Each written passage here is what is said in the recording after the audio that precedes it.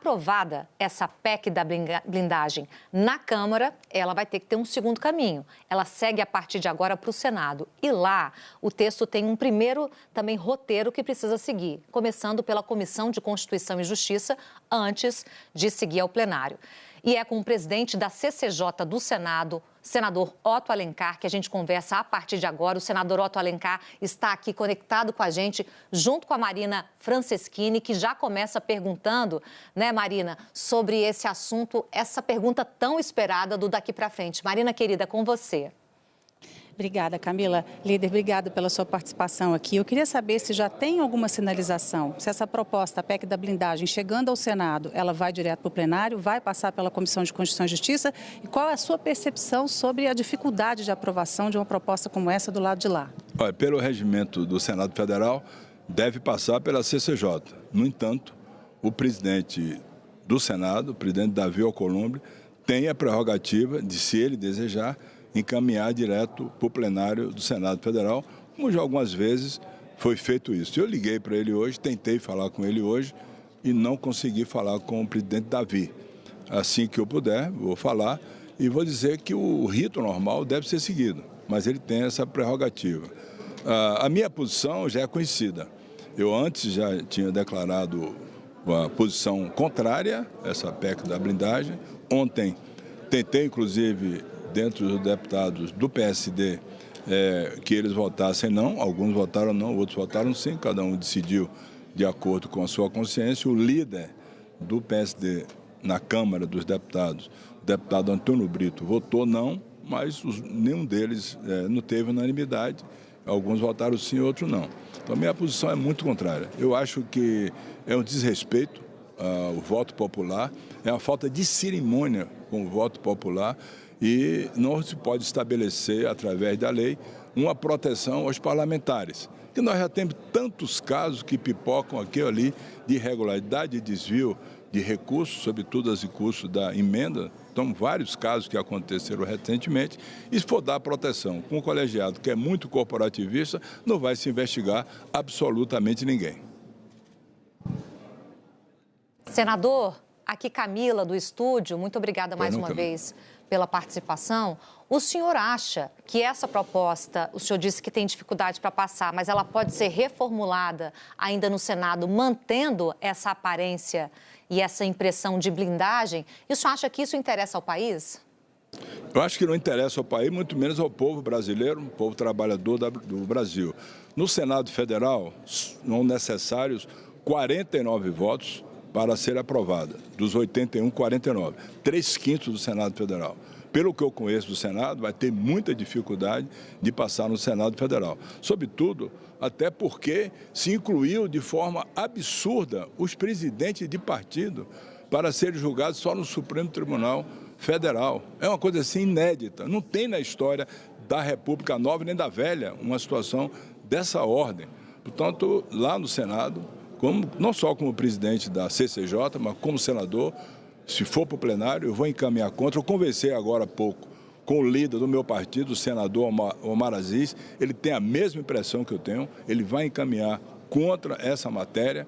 Ela é uma matéria que não devia nem ser pautada. Lamentavelmente foi pautada e foi aqui aprovada. Agora estão apresentando uma emenda de adequação para tentar de novo repor o voto secreto, que é outra coisa que não tem cabimento se não mostrar o voto numa coisa que o povo quer saber, o eleitor quer saber como é que é. Portanto, no Senado, nossa posição vai ser contrária a essa matéria. Lamentavelmente, essa semana, o tema da semana vai ser uma música do Caetano, Podres Poderes, lamentavelmente, e eu não me incluo nesse meio que está aí sendo levado à consideração da população brasileira, que eu sei que é totalmente contrária a essa emenda da blindagem. Senador, o Valdo vai te fazer uma pergunta. Senador Otto Alencar, Valdo Cruz, prazer em falar contigo Valdo. Aqui. Senador, o senhor estava citando o presidente da casa, Davi Alcolumbre, né? Pelo que a gente sabe, ele andou negociando com o Hugo Mota essa proposta, né? E existe, então, a possibilidade de levar diretamente ao plenário. Ele levando ao plenário, o senhor acredita que vai ser aprovada mesmo assim? Que o clima pode melhorar para essa proposta no Senado? Ou esse retrocesso, que está sendo classificado como um retrocesso, né? Essa PEC da blindagem, PEC da impunidade, eu acho que o PSD, qual a tendência? Votar em peso contra? MDB, o senador Renan Calheiros também é contra, não é isso? Exatamente. O senador Renan Calheiros já tomou posição contrária. O líder, Omar Aziz, vai encaminhar contra, e vamos trabalhar dentro do PSD para rejeitar essa proposta. Ela não pode ser nem analisada e retornar para a Câmara, tem que ser enterrada no Senado Federal. Acabar lá, destruí-la lá, certo? Não aprovar no Senado Federal. Na minha opinião, pelo que eu conheço do colegiado do Senado Federal, acho difícil ter 49 votos para aprovar essa matéria. A matéria que não tem cabimento absolutamente. Olha, eu falei há pouco com a Marina, eu recebi de prefeitos da Bahia, um deles, o Jair, do município de Sítio do Quinto, nordeste da Bahia, ele mandou dizer assim: eu pensei que já tinha visto o absurdo. Esse é o maior de todos na Câmara dos Deputados. Então, a Câmara dos Deputados agora, se pense no absurdo, a Câmara já tem precedente, que é esse absurdo de se aprovar essa PEC da blindagem. Senador Joel Pinheiro agora te pergunta.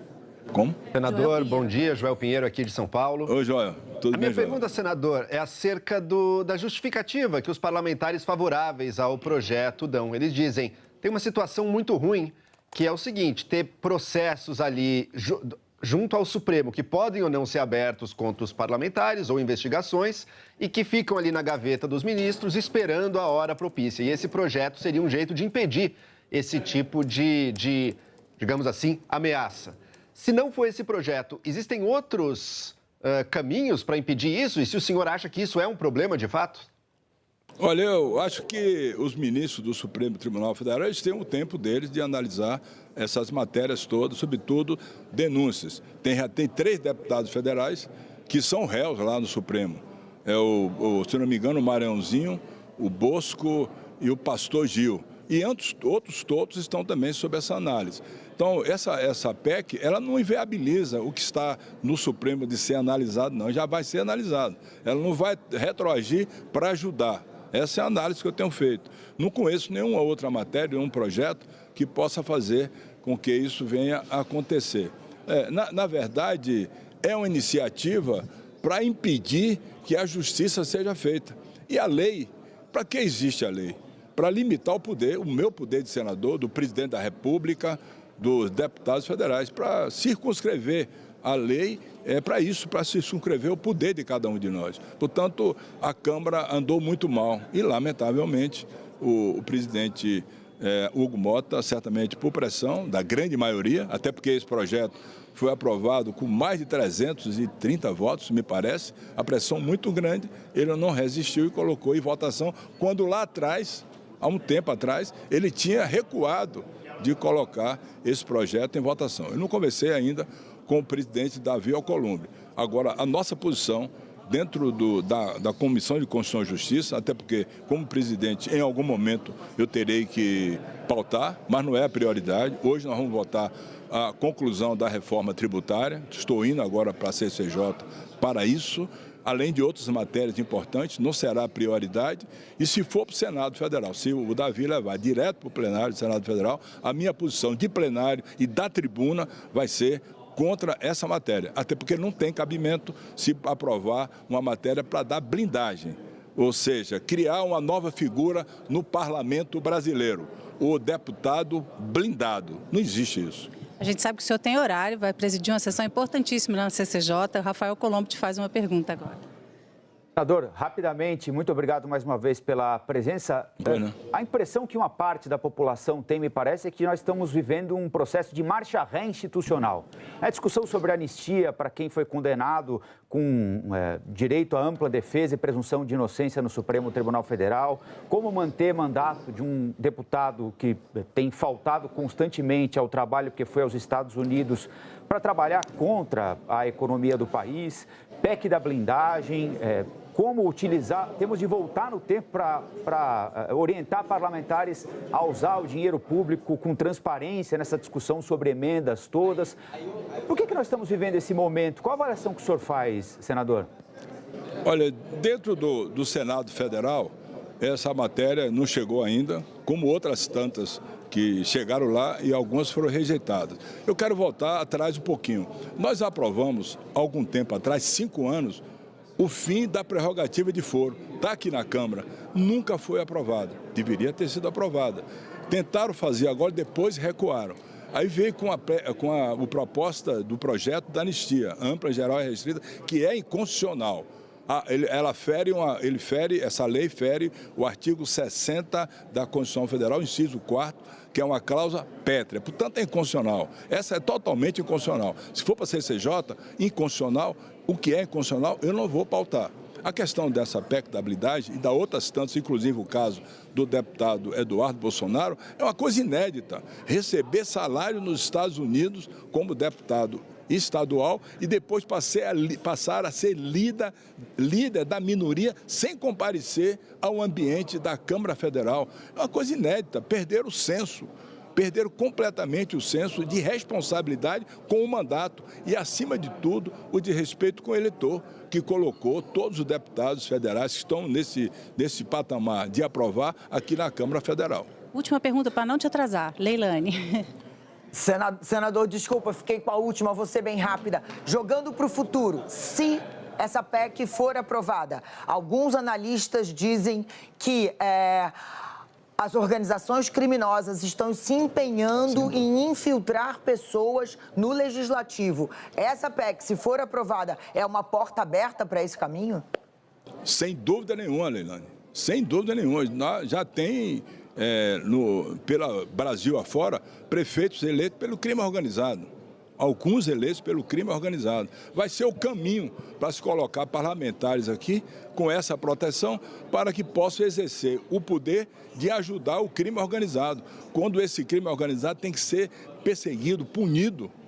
O que aconteceu agora em São Paulo com o fuzilamento daquele delegado. Então, esse é um caminho para dar condição a isso. Não só isso, mas ter aqui no Senado, ou na Câmara, ou no Senado não sei, mas na Câmara, de alguma forma, parlamentares com essa relação.